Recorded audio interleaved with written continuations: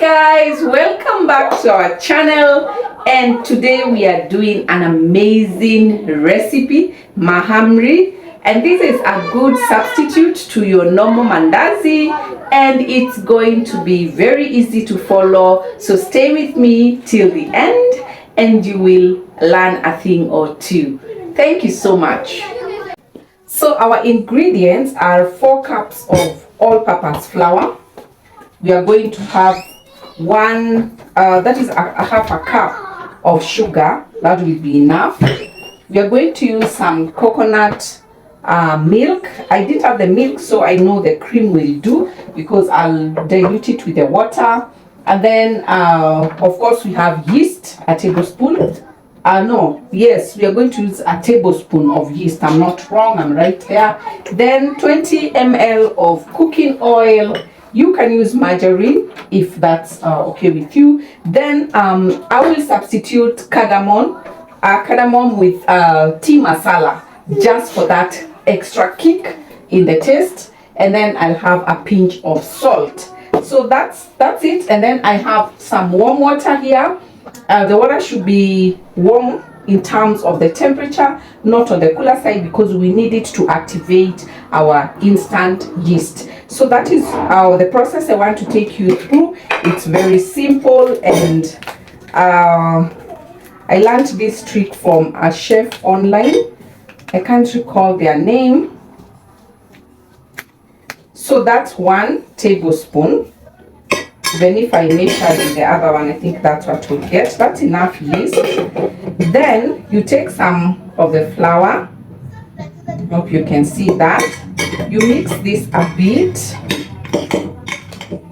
I told you here at Rito Faraja, we don't do the ordinary stuff. We do well-researched stuff that is going to give us the best outcome. So that water is warm, and I'll stir this up. I need to add a bit of sugar so that the yeast can get something to eat as it is proofing. Is it proofing? Yes. So we don't have to have this smooth. We just wanted to have something to work with. So I'm going to cover this up and keep it just aside on a warm place. Then we will take it after it has proofed.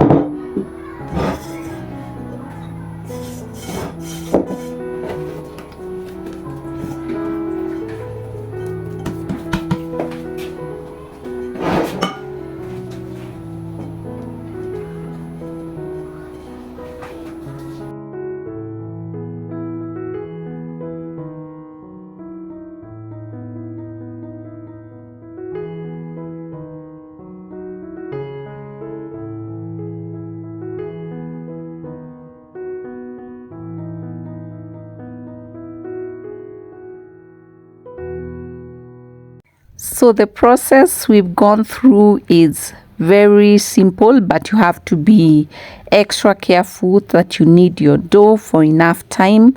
Knead it for about 15 to 20 minutes to obtain that pillowy, stretchy, nice, soft dough.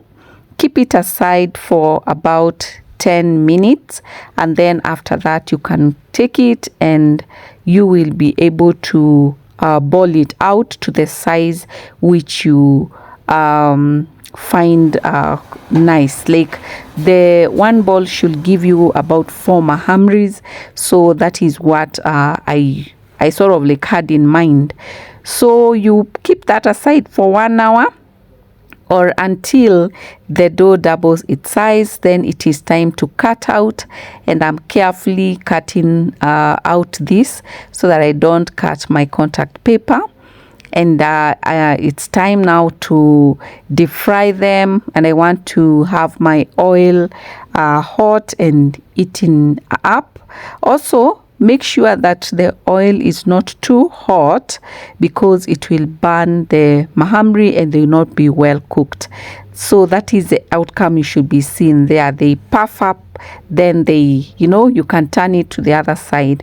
There's a signature line we are looking for, and that is what actually shows to you whether your mahamri have well done and they've puffed well.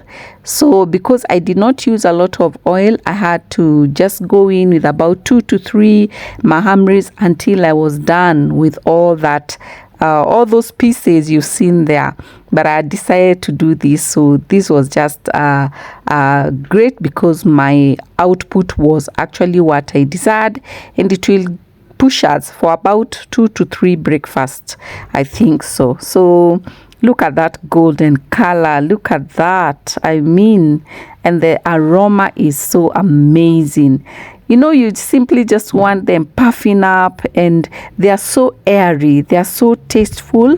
They taste like I don't know, like bread sort of, because of the yeast, but then they cannot be compared to anything else, especially with the infusion of the flavors, the coconut cream, the tea masala or your cardamom that you will be using. So guys, this is the final outcome of my labor of love. And we have lots of mahamris. You can send your pin location. I will invite you for some. Just look at how they have, that white line is a signature of the the mahamri. If you've done them well, that is the line that would come in as a puff, and when open, this is what you should be seeing. Hollow, yet has still some flesh to bite on, and it is so yummy and delicious. Thank you so much for following this recipe. Don't leave this video, because I'm going to share with you some tips that are going to make your mahamri dough making a beautiful experience with no struggle. Thank you so much.